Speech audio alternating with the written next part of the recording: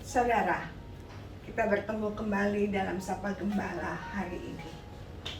Hari ini kita akan berbicara soal kehilangan. Dan kitab Ayub pasalnya yang pertama ayatnya yang ke-21 akan mendasari Sapa Gembala hari ini.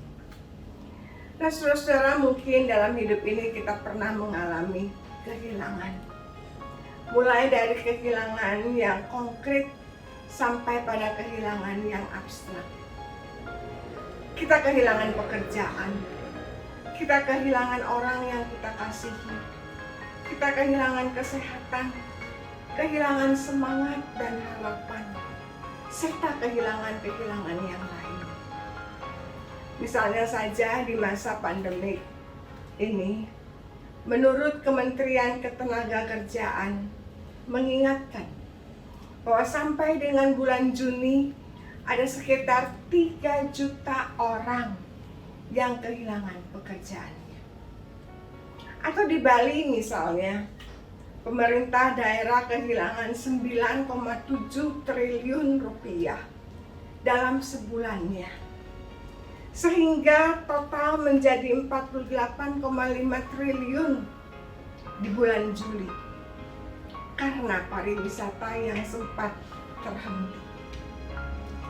Melihat hal ini, kita tentu saja merasa kehilangan yang dalam. Belum lagi kita dapat melihat angka kematian yang terus bertambah hari lepas hari, walaupun yang sembuh juga ada. Ketika kita mengalami kehilangan, reaksi yang normal kita lakukan adalah kita marah. Kita marah baik kepada diri sendiri maupun kepada orang lain. Hal lain yang menjadikan reaksi kita dalam menghadapi kehilangan ini ialah pengingkaran. Oh, saya tidak kehilangan. Saya tidak sedih.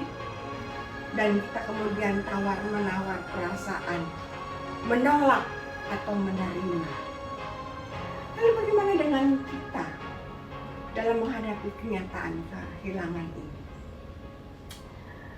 Dalam Alkitab sendiri tidak pernah dijelaskan dengan gamblang cara mengatasi kehilangan. Kita hanya membaca dari contoh-contoh dan perilaku tertentu dari tokoh-tokoh di dalam Alkitab. Kita tahu bahwa Yesus sendiri menghadapi kehilangan.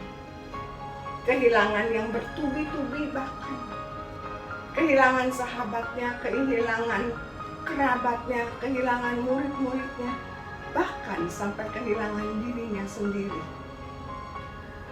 Tokoh lain yang paling menonjol di dalam Alkitab, secara khusus dalam Perjanjian Lama, ialah Ayub.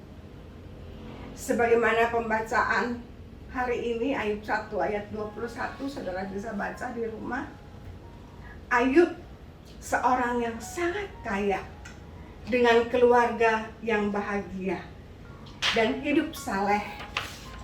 Oleh karena itu, atas izin Tuhan, ia harus kehilangan semua miliknya, dari harta, keluarga, kesehatan, bahkan kehormatannya. Saudara-saudara, hati-hati dengan ungkapan klise yang sering kita katakan atau kita lontarkan ketika seseorang sedang dalam kehilangan. Seperti misalnya, oh jangan bersedih kalau kita kehilangan, jangan berduka. Berduka itu melemahkan imanmu. Bersikap positiflah. Orang percaya itu harus selalu bersukacita. Saudara-saudara, saya ingin ingatkan, jangan pernah menipu diri sendiri. Ketika kita kehilangan, katakanlah, akuilah bahwa kita memang sedang dalam kehilangan. Karenanya kita bersedih, karenanya kita berduka. Jangan katakan yang sebaliknya. Oh, tidak apa-apa. Yang saya alami itu adalah hal yang kecil.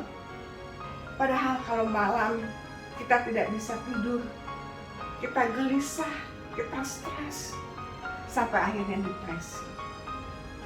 Saudara-saudara, akan tetapi saya setuju kalau kita juga jangan larut dalam meratapi kehilangan, karena ada penyertaan Tuhan di dalamnya.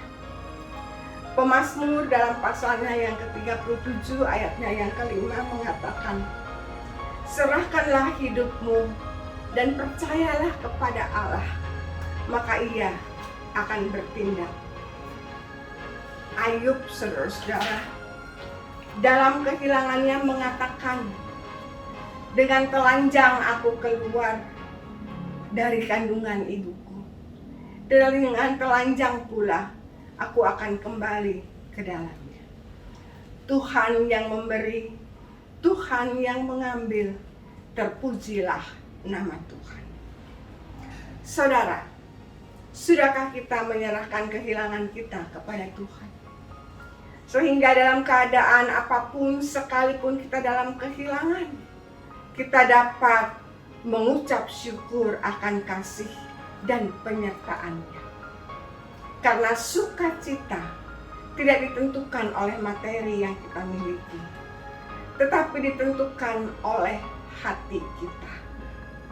Mengucap syukurlah untuk apa yang masih kita miliki, yang tidak pernah hilang dan tidak pernah bisa diambil dari kita, yaitu penyertaan Tuhan. Amin.